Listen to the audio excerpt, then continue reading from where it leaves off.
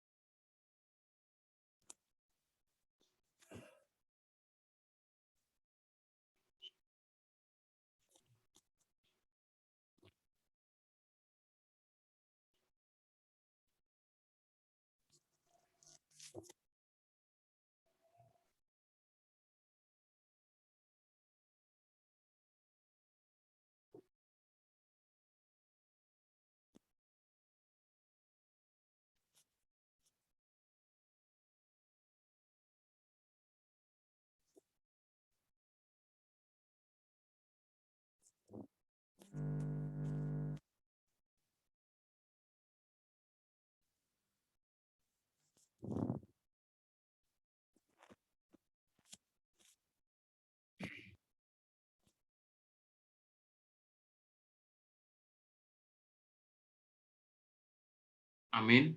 Kita sudah 3 menit merenungkan firman Tuhan tadi. Saatnya kita akan mendengarkan penyampaian rema dan ulasannya. Silakan Pak Pendeta. Baik, shalom semuanya. Saya mendapat rema dari ayat 5 dan 6. Di situ dikatakan, tetapi jika budak itu dengan sungguh-sungguh berkata, aku cinta kepada Tuhan, kepada istriku, dan kepada anak-anakku, aku tidak mau keluar sebagai orang merdeka, maka haruslah tuannya itu membawanya menghadap Allah, lalu membawanya ke pintu atau ke tiang pintu, dan tuannya itu menusuk telinganya dengan penusuk, dan budak itu bekerja pada tuannya untuk seumur hidupnya. Rema yang saya dapatkan adalah budak yang memiliki tanda tuan. Di kampung saya itu semua orang beternak, itu entah itu ayam atau babi atau kambing atau kerbau. Begitu juga dengan anjing. Setiap orang itu punya tanda, ya, dibuat tanda kepada binatang itu. Entah telinga sebelahnya itu dipotong pun ada macam-macam, karena ada yang juga potong tapi dibuat misalnya tanda silang atau tanda V, macam-macam. Kalau ayam itu cenggernya atau kakinya dipotong salah satu, entah itu pokoknya macam-macam supaya berbeda dengan punya orang. Sehingga kalaupun hilang itu gampang dicari, karena ketika ditangkap lalu orang menemukan, oh ini punya saya, gitu. karena pasti berbeda dengan punya orang lain. Nah, jadi itu sebagai tanda sehingga tuannya mengenal dia, miliknya sendiri gitu. Nah, jadi di dalam ayat ini dikatakan karena budak yang mau dilepas sebagai orang merdeka tuh tetap ingin untuk tinggal bersama tuannya dan mengikut tuannya, maka ia diberikan tanda, dibawa kepada Elohim, kemudian dibuat tanda dengan menusuk telinganya, jadi sebagai tanda, ya, tanda milik tuannya. Nah, sehingga bekas dari tusukan itu tidak dapat menjadi tanda yang dimiliki oleh orang lain, hanya milik tuan itu sendiri. Ya. Dan itu menjadi tanda seumur hidup dia. Gitu. Kemanapun dia pergi, orang tahu bahwa oh ini milik si ini, si A, si B, dan si C. Gitu. Sehingga orang lain tidak bisa macam-macam dengan budak itu. Nah, dalam hal ini Alkitab mengatakan bahwa kita juga adalah hamba atau pelayan Tuhan, pelayan Allah, pelayan Yesus Kristus, ya. Dan kita menjadi pengikutnya. Nah, memang Alkitab juga mengatakan bahwa kita adalah orang merdeka, ya. Tetapi bukan berarti merdeka sebebas-bebasnya, ya, sehingga sesuka-sukanya kita hidup, gitu. Enggak, kita hidup bebas. Merdeka itu merdeka bersyarat, gitu. Nah, sehingga kita sebebas-bebasnya untuk melakukan dosa,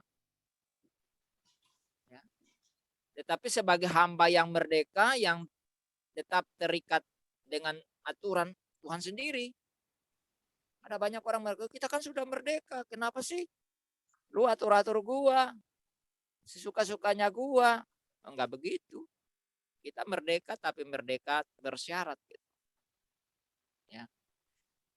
Nah, dan sebagai hamba yang setia dan cinta kepada Tuhan Yesus, kita memiliki tanda khusus yang diberikan oleh Tuhan bagi kita sebagai miliknya yang abadi. Jadi kita ini punya tanda dalam hidup ini. Kalau kita betul-betul menjadi pengikut Kristus atau milik Kristus. Ya. Nah, itulah sebabnya Rasul Paulus di dalam kitab Galatia pasal 6 ayat 17 dijelaskan di sana, ya. Selanjutnya janganlah ada orang yang menyusahkan aku.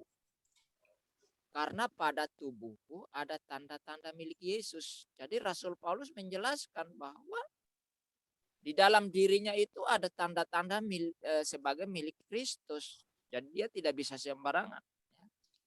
Dan tanda itu yang menjadi materai kekal. Yang tidak pernah meninggalkan kita seumur hidup. Yaitu apa? Roh Kudus. Roh Kudus itu sebagai materai, sebagai tanda sah kita milik Kristus. Nah, itulah sebabnya kembali Rasul Paulus mengungkapkan hal itu kepada jemaat Tuhan yang ada di kota Korintus. Di mana di dalam 2 Korintus pasal 1 ayat 21 dan 22 Rasul Paulus jelaskan di sana. Sebab dia yang telah meneguhkan kamu bersama-sama dengan kamu di dalam Kristus adalah Allah yang telah mengurapi, memeteraikan tanda miliknya atas kita dan yang memberikan Roh Kudus di dalam hati kita sebagai jaminan dari semua yang telah disediakan untuk kita. Jadi Roh Kudus itu sebagai materai yang mensahkan kita menjadi jaminan, ya, sebagai milik Allah. Ya. Kalau kita tidak punya Roh Kudus, kita nggak jadi milik Allah. Nah, oleh sebab itu, mari kita berjaga dan merawat milik Tuhan ini agar sang pemilik tetap gembira. Ya. Dan janganlah menjadi hamba yang tidak taat, namun jadilah hamba yang taat dan setia seperti di dalam Keluaran pasal 21 ayat 5 dan 6 ini. Dia mau setia terus. Dia nggak mau pisah dengan tuannya. Dia sudah menikmati segala hal yang baik dari tuannya, dia nggak mau. Walaupun dia waktunya untuk seharusnya dia dibebaskan, dia nggak mau. Ya. Nah, buatlah Tuhan ya dibanggakan oleh siapapun yang kita ya ketika berinteraksi dengan mereka. Jadi kita buat Tuhan itu jadi bangga ketika kita berinteraksi dengan orang lain di sekitar kita. Nah, sehingga orang lain simpatik dengan kita dan akhirnya apa? Menyerahkan hidupnya juga kepada Tuhan Yesus sebagai Tuhan dan Juru Selamat mereka juga. Kenapa banyak orang Kristen di berbagai tempat itu justru membuat orang mencemoohkan Tuhan? Banyak orang mengaku dirinya Kristen tapi membuat orang mencemoohkan Tuhan di berbagai tempat. Padahal lahirnya sudah Kristen. Mengapa? Karena mereka belum punya tanda Kristus. Gitu. Ya, kalau belum punya tanda Kristus ya pasti punya tanda yang lain dong. Kan begitu. Nah, ini yang perlu kita perhatikan. Jadi kita melihat di dalam kitab Keluaran pasalnya yang ke-6, pasal 21 ayatnya yang ke-5 dan 6 ini jelas. Hamba itu tidak mau pisah dengan tuannya. Nah, oleh karena dia tidak mau pisah, maka diberikan sebuah tanda, yaitu tusukan di telinga sebagai tanda sah. Demikian juga dengan kita, saudara. Kita ketika mengambil keputusan meninggalkan dosa-dosa kita dan kita mau mengikuti Yesus, maka kita diberikan sebuah tanda khusus, yaitu Roh Kudus sebagai materai yang memateraikan kita menjadi milik Tuhan Allah. Nah, marilah pertahankan itu dan hidup di bawah aturan dari Tuhan. Taatlah terhadap Tuhan kita, Yesus Kristus. Ya. Dan lakukan apa yang dia mau. Buatlah dia bergembira, buatlah dia bersukacita dalam situasi kondisi apapun. Sehingga orang lain memuliakan dia, bukan sebaliknya. Itu rema yang saya dapatkan dari pembacaan firman Tuhan kita pagi hari ini. Semoga dapat menolong kita untuk bersikap dan bertindak, berkelakuan sebagai seorang hamba yang sudah dimateraikan dan diberikan tanda untuk menjadi milik Tuhan Allah kita, yaitu Yesus Kristus. Silahkan Bro Kodek untuk teman-teman yang lain ingin berbagi rema, silahkan. Ya, terima kasih Pak Pendeta Bram yang menyampaikan rema dan ulasannya. Saatnya bagi kita ya, Bapak Ibu dan teman-teman yang mau membagikan remanya, silakan. Tapi saya informasikan kiranya mempergunakan waktu sebaik mungkin, karena mungkin ada Bapak Ibu yang bisa memanage ya waktunya dalam menyampaikan rema ya, padat, singkat, dan tepat. Silakan Bapak Ibu dan teman-teman.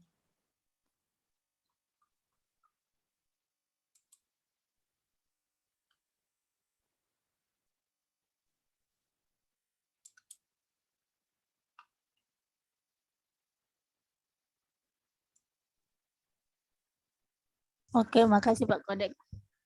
Silakan Ibu. Saya dapat remanya dan mirip dengan Pak di ayat 5 ya. Dia bilang tetapi jika budak itu dengan sungguh-sungguh berkata, aku cinta kepada Tuanku dan kepada istri dan kepada anak-anakku, aku tidak akan keluar sebagai seorang mereka. Ya, karena kenapa dia sudah diberikan kebebasan tapi dia tidak mau keluar? Karena dia melihat di situ ada hadirat Tuhan, dia merasakan gitu sehingga dia mengambil keputusan tidak mau keluar. Nah, kalau aku diinikan ke kita, saya pribadi ketika saya mengenal betul siapa itu Tuhan, saya dulunya dengan sendirinya, kalau dulu kan kita berusaha untuk mendisiplinkan diri, untuk melakukan yang dan sebagainya. ketika saya mengerti, dengan sendirinya saya jadi disiplin, dengan sendirinya saya jadi, dan semakin cinta, semakin rindu sudah datang sama Tuhan gitu. Jadi dan saya pribadi terbebas. Kalau dulu kita pikir kita di sana bebas, ternyata kita terikat dengan begitu banyak hal dunia gitu. Misalnya dengan pola pikir kita, cara berpikir yang salah dan sebagainya. Ketika saya mengerti kebenaran, pikiran saya semakin dimerdekakan gitu.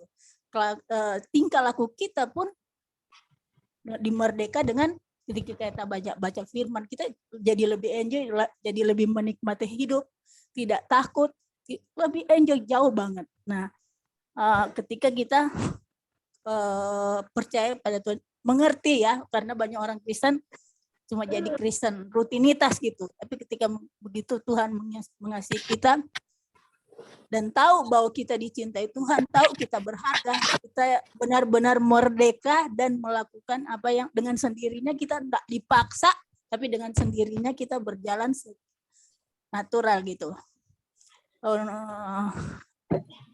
Melakukan apa yang Tuhan inginkan. Itu aja sih, makasih, Tuhan Yesus berkati.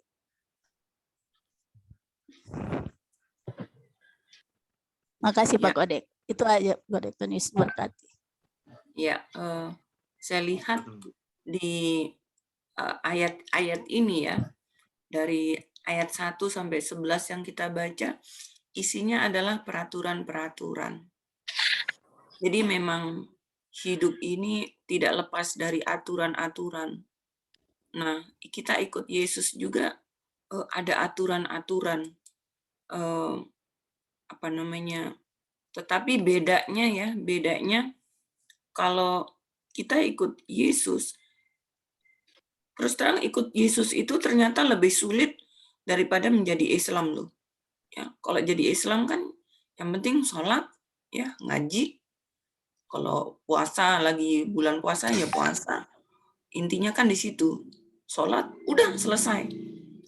Tapi kalau ikut Yesus itu ternyata tidak mudah. Tidak mudah.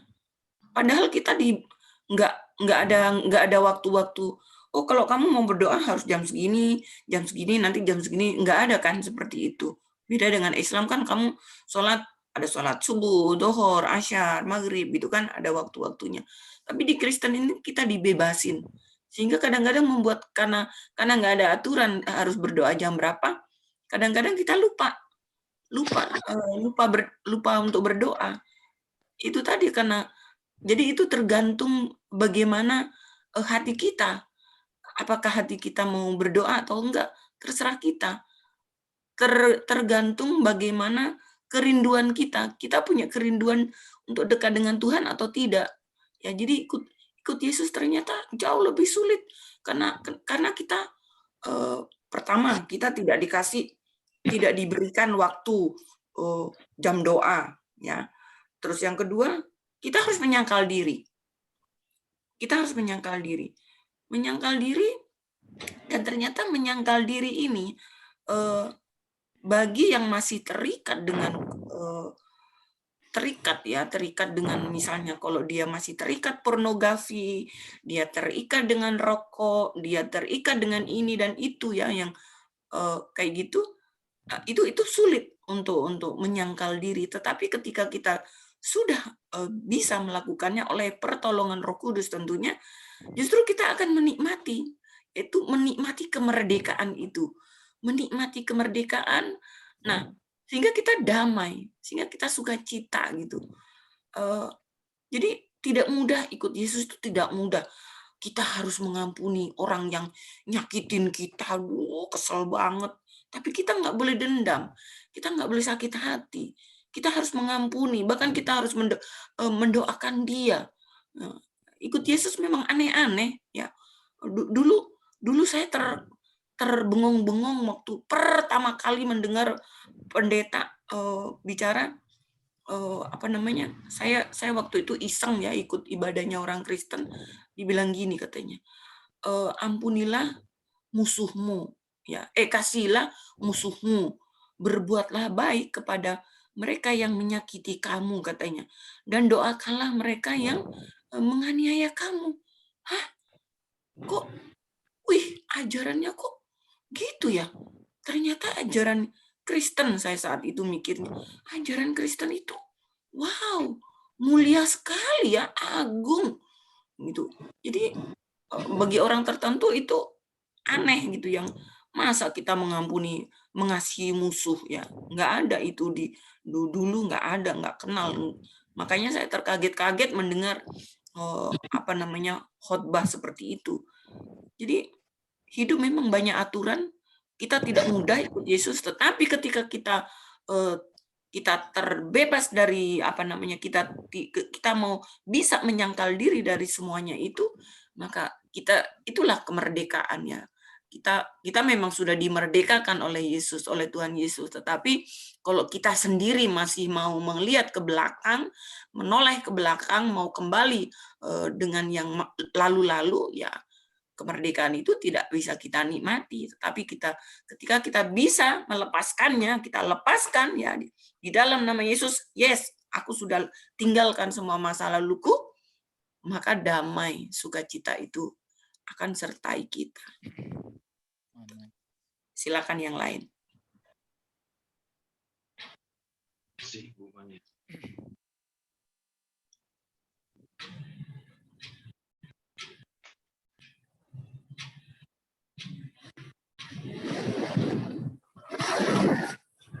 Boleh saya membagikan sedikit yang saya dapat? Boleh, silakan. Saya dapat ayat ini dari ayat yang kedua. Ayat yang kedua dikatakan, apabila engkau membeli seorang budak Ibrani, maka haruslah ia bekerja padamu 6 tahun lamanya, tetapi pada tahun yang ke-7, ia diizinkan keluar sebagai orang merdeka dengan tidak membayar tebusan apa-apa. Ini peraturan yang Tuhan berikan kepada bangsa Israel mengenai budak. Kalau kita bicara budak, seluruh bangsa Israel itu merupakan budak di Mesir. Dan kita tahu bagaimana perbudakan orang Mesir. Pasti tidak ada kasih, tidak ada boro-boro kemerdekaan, nggak mungkin ada kemerdekaan.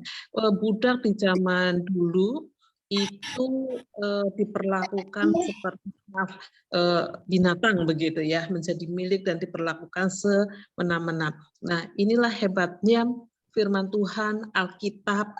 Tuhan memberikan aturan-aturan. Kalau kemarin Tuhan memberikan aturan mengenai kebaktian, sekarang Tuhan memberikan aturan mengenai tatanan bermasyarakat, yaitu mengenai budak. Nah, budak itu hanya boleh bekerja selama 6 tahun. Pada tahun yang ke-7 dia dibebaskan. Kita lihat juga ada satu pembebasannya dari Tuhan. Ada hak-hak sebagai seorang manusia yang harus dihargai. Dan di ayat-ayat yang selanjutnya itu juga ada peraturan-peraturan bagaimana kalau dia itu diberikan untuk anaknya sebagai istri, ada aturan-aturannya. Jadi walaupun perbudakan ada, tetapi ada kasih Allah, ada satu penghargaan terhadap sesama manusia, bahwa manusia itu satu pribadi yang diperlakukan sebagai manusia gitu loh, bukan sebagai binatang ataupun orang yang sangat tidak dihargai. Ini aturan-aturan yang diberikan Tuhan dan sungguh luar biasa sekali mengenai aturan ini. Kemudian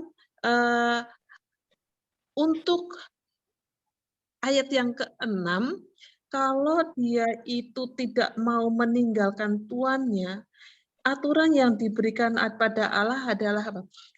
Ini tidak melanggar di ayat yang kedua, karena di ayat kedua setiap budak itu kan harus bebas.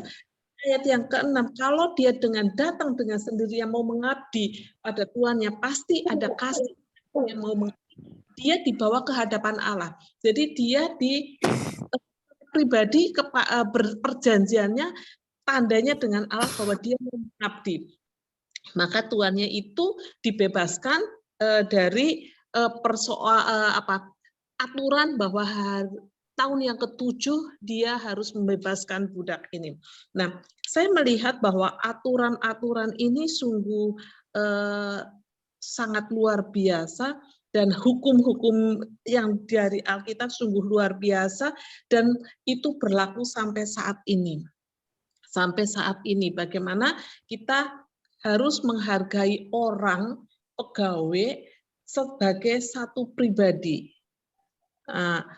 Mungkin yang jadi atasan punya bawahan, harus menghargai bahwa dia itu adalah satu pribadi. Itu yang saya dapatkan dari ayat ini, dan saya setuju dengan yang tadi Ibu Maya sampaikan, ya, luar biasa sekali. Kita sekarang sudah merdeka di dalam Tuhan Yesus Kristus, kalau dikaitkan dengan perjanjian baru. Tetapi di sini saya melihat bahwa ini adalah aturan-aturan masyarakat, bagaimana kita memperlakukan orang sebagai pegawai kita, dan itu berlaku sampai sekarang untuk menghargai hak asasi manusia sebagai seorang gambaran Allah. Itu sih yang saya dapatkan. Terima kasih.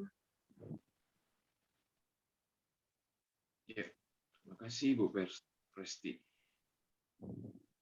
Masih ada waktu yang cukup banyak. Menit berikutnya siapa Bapak Ibu yang mau menyampaikan remanya? Kami persilakan, Bu.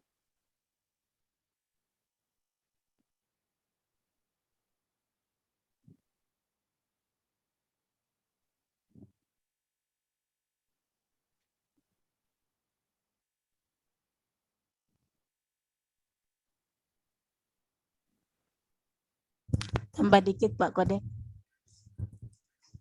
Silakan Boleh. Bu.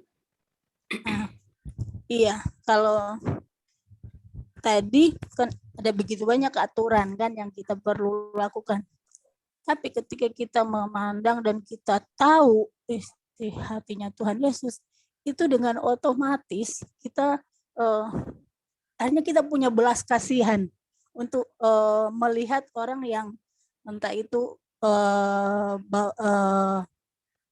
orang yang tinggal di itu banyak orang Kristen sekalipun dia ada melayani yang belum punya belas kasihan itu, sehingga kadang-kadang banyak maaf kata atau mbak yang tinggal di rumah mereka malah tersiksa gitu, padahal dia orang Kristen yang melayani. Nah sebenarnya kalau kita udah mengerti, saya itu setelah mengerti ya bahwa itu Tuhan, otomatis belas kasihan Tuhan itu ada di kita, dan kita enggak gampang gampang untuk menyanyikan entah itu waktu orang, entah itu pengorbanan orang ke kita dan sebagainya gitu. Otomatis kita punya rasa kasih itu lebih. Nah, beda lagi yang ada orang ketika kita loyal, tapi mereka memanfaatin kan, misalnya. Ya saya harus tegas juga, harus. Misalnya kalau contoh, kalau saya gini, ini kan rumah saya diberi tanggung jawab ya oleh bosku dan sebagainya. Nah, saya pakai tukang. Tadinya saya lawyer dan sebagainya. Tapi ketika dia memanfaatkan itu, saya bilang untuk saya dengan kamu, saya anggap seperti keluarga. Tapi saya kan tanggung jawab kamu kerja. Misalnya dia jadi, saya suruh dia minta tolong dia benarin. Misalnya ada yang rusak, tapi dia ogah-ogahan. Tapi saya bilang, kamu enggak boleh begitu. Ini saya punya tanggung jawab dengan bosku. Tapi ini masalah kerja gitu, bukan masalah ini. Jadi kita perlu kasih tahu juga itu ke mereka. Ya kalau dia nggak berubah, saya nggak mau pakai dia lagi gitu. Gitu ya. Jadi ada mendidik juga di situ gitu. Nah, saya itu aturan yang tadi kalau kita udah mengerti, otomatis dengan sukarela, dengan ini enggak jadi beban lagi buat kita. Jadi kita melakukan itu bukan karena kita takut hukuman atau kita takut di Tuhan, tapi kita melakukan itu karena memang kita udah punya kasih Tuhan gitu. Gitu. Benar-benar kita eh, melakukan itu karena memang inilah realita orang Kristen yang kenal Tuhan gitu, yang benarlah berjalan. Tentu masih banyak ini perlu kita belajar, perlu kita menginikan diri. Tapi ketika kita tahu itu bahwa Tuhan itu, kita sungguh-sungguh sebenarnya tidak melakukan itu lagi kepada orang lain gitu. Dan itulah yang kita bilang terbebas. Tadinya mungkin kita ada menginikan orang di bawah kita, misalnya ya, ada, sekarang enggak lagi kita bikin mereka, tapi tentunya ada pengajaran-pengajaran di dalamnya. Itu aja, makasih. Tambahan dikit. Ya, makasih Ibu Nela menambahkan lagi.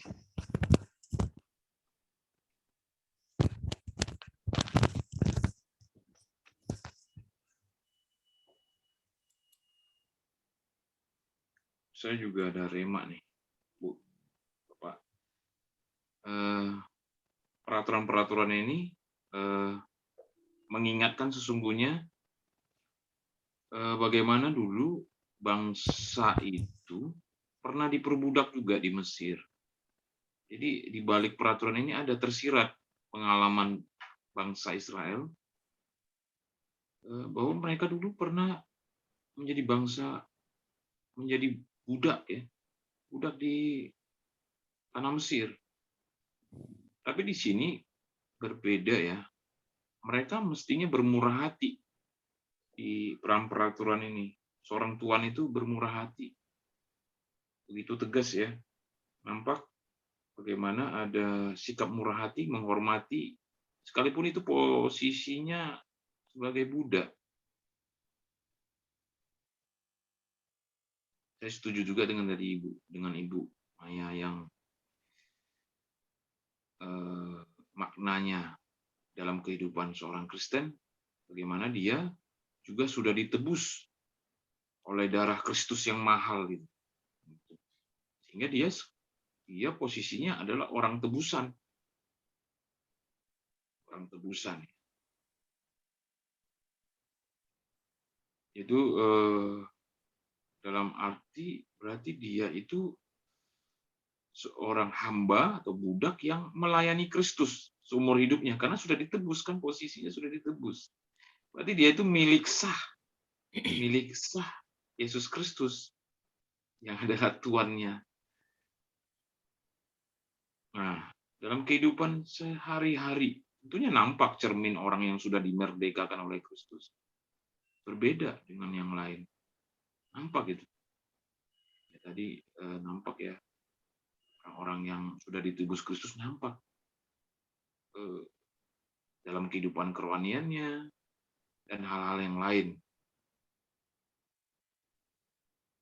Jadi kalau dia seorang hamba yang sudah dimerdekakan dengan darah Kristus, nampak tercermin sih. Apakah dia mengasihi siapa? Dia menghormati siapa? Itu sih yang saya dapatkan, berarti orang-orang itu akan wajahnya bersinar, kan? Bersinar berarti mencerminkan tingkah lakunya, mencerminkan apa yang terpancar dari hatinya, dari perbuatannya. Jadi tidak hanya di dalam batin saja, tapi nampak dalam perbuatan sehari-hari itu. Yang mana ya? Salah satu ciri khas orang Kristen yang paling menonjol yang tadi memang soal mengampuni. Mengampuni kan bukan gampang mengampuni. Udah berbuat salah berkali-kali, kok masih mengampuni? Bukan tidak ada peraturannya. Ada kan? Kenapa ya? Kristus mengajarkan bukan hanya mengajarkan secara untuk didengar, tapi untuk diperbuat.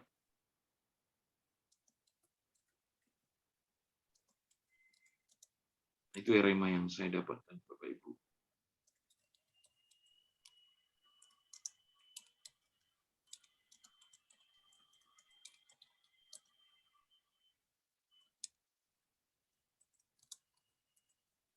Saya boleh menambahkan ya? Boleh, silakan Pak Jason. Saya baru masuk, tapi saya dengar tentang perbudakan, tetapi saya lebih fokus kepada tanda. Tanda dia milik seorang tuannya, budak tersebut. Kita milik Tuhan kita, ada tanda. Itu Roh Kudus diberikan, Roh Tuhan ada pada kita, tanda jaminan bahwa kita itu milik Dia.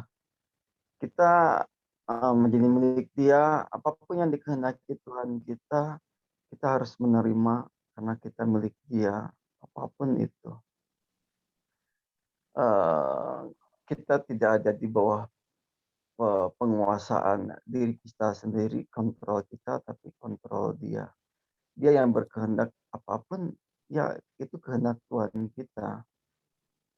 Termasuk juga orang itu punya tanda milik, misalnya milik dunia atau milik penguasa yang lain. Itu hak orang Tuhan itu, dia mau apapun juga. Jadi seperti demikian juga halnya orang Kristen, kita milik Kristus. Tuhan mau apa juga terhadap hidup kita, itu haknya Tuhan. Kita tidak bisa melakukan apapun juga yang Tuhan kehendaki. Tapi satu hal, bahwa janji-janjinya itu ya dan amin. Maksudnya apa yang dikatakan oleh Tuhan bahwa berbahagialah, banyak, berbahagialah. Jadi orang Kristen itu berbahagia. Apapun itu yang terjadi itu berbahagia. Karena kita ini ada milik Kristus.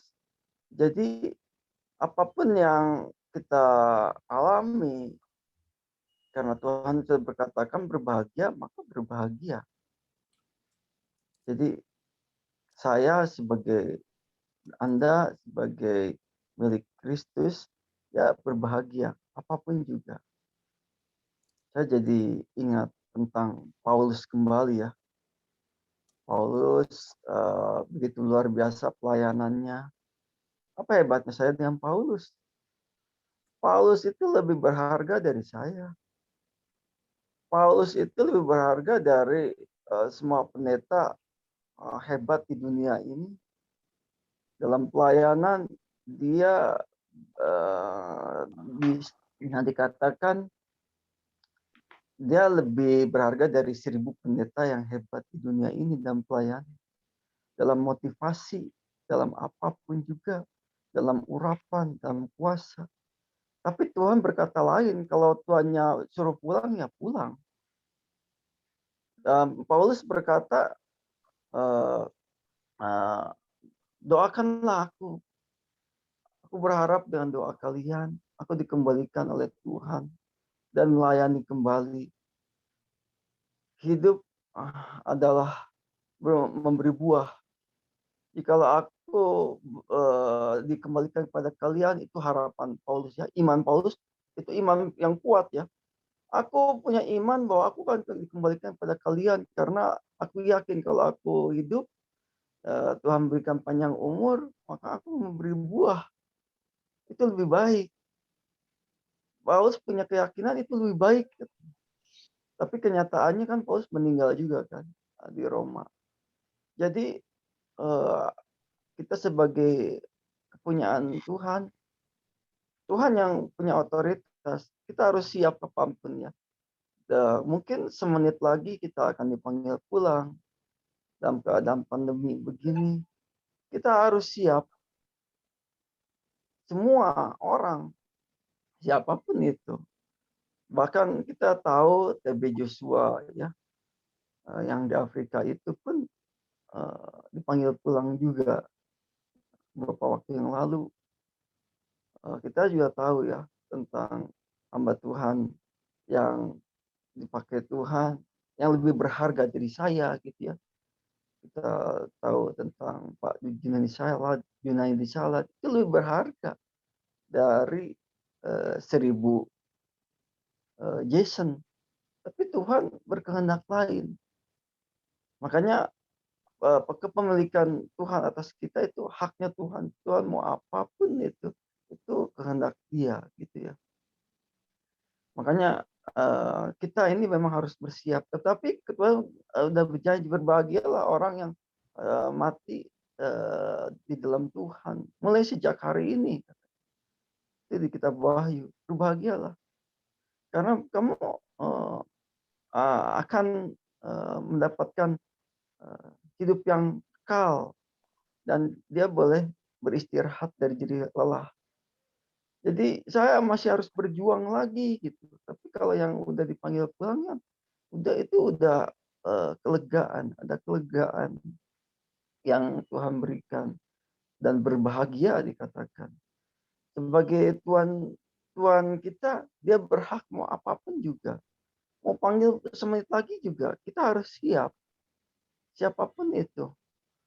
Itu saja sih Rema yang saya dapatkan dari yang saya dengar ya tentang tanda dari seorang Tuhan yang memiliki budaknya itu, apapun itu haknya Tuhan, haknya tuannya. Itu saja sih.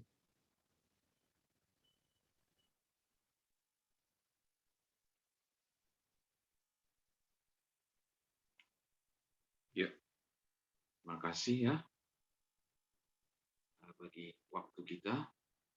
Tadi sudah mendengarkan renungan, penyampaian rema dari masing-masing, saling memberkati, menguatkan kita, sehingga kita menemukan makna dari firman Tuhan yang kita renungkan dan kita baca. Khususnya pada pagi hari ini ya, Kitab Keluaran pasal 21, ayat pertama hingga ayat yang ke-11. Baik, kita akan menutup saat teduh pagi edisi hari ini ya, Selasa 27 Juli 2021. Kami mintakan ke Pak Jason deh, yang untuk mendoakan firman. Jadi setelah doa, kami minta hambanya, Pendeta Bram Manaha, untuk menyampaikan berkat Tuhan. Silakan Pak Jason untuk berdoa. Bapa kami yang di surga, kami mengucap syukur bahwa rancangan-Mu adalah rancangan damai sejahtera untuk kami mendapatkan damai sejahtera itu. Bapa, kami sudah tahu tentang banyak perkara tentang Engkau berkata benar, ya dan amin. Banyak saksi-saksi yang demikian. Cukup bagi kami bahwa dua saksi atau dua pernyataan itu membenarkan pernyataan-Mu yang lain. Bahwa kami berbahagia mulai pada hari ini. Apapun yang terjadi dalam kehidupan kami. Tapi satu hal Bapak, ampuni kami Bapak. Yang kami belum siap untuk dipakai oleh Engkau. Bapak ampuni kami yang karena kami pekerjaan-pekerjaan-Mu terhambat di dunia ini. Ampuni kami ya Bapa. Kiranya Engkau mengampuni kami sehingga kami dapat menjadi siap dipakai oleh Tuhan dalam keadaan apapun kami bisa dipakai oleh Tuhan.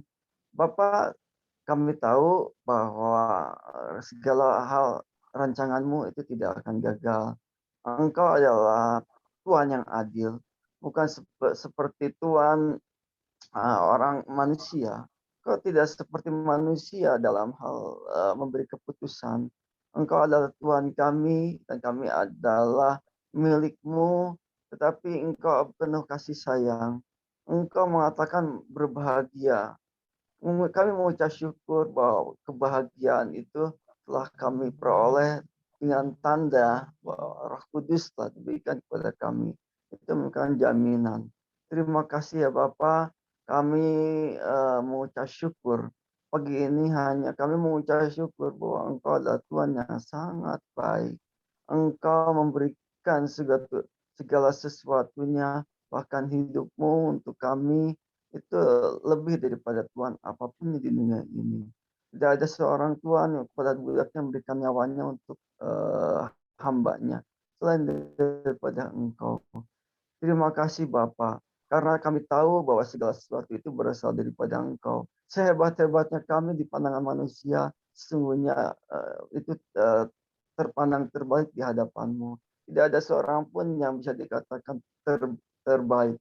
Siapapun itu, bahkan seorang rasul pun dia bisa dikatakan dia itu adalah orang yang paling terbaik di antara 1000 orang dimanapun gitu. Tetapi karena kasih karunia-Mu saja kami boleh bisa mengenal-Mu, karena kasih karunia-Mu saja kami hidup. Ya, kami hanya berserah kepada kasih karunia-Mu.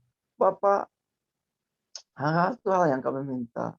Kami yang diberi masih hidup, biarlah karena kasih karunia-Mu, Engkau pakai kami sebagai alat di tangan-Mu. Kami berserah kepada kasih karunia-Mu saja. Hanya itu yang kami sampaikan ya Bapa yang baik. Kami berserah kepada kasih karunia, kepada kehendak-Mu saja. Hanya di dalam nama Tuhan Yesus kami mengucap syukur. Haleluya. Amin. Biarlah anugerah dan pertolongan Allah Bapa kita, kasih sayang Tuhan Yesus Kristus, dan persekutuan yang istimewa dengan Roh Kudus turun atasmu dan melingkupi engkau, menyertai menuntun engkau sepanjang hari ini, bahkan seumur hidupmu. Di dalam nama Yesus Kristus sumber segala berkat. Haleluya. Amin. Amin. Amin. Makasih Pak Bram. Amin. Makasih Bu Maya, Pak Kodek Versi.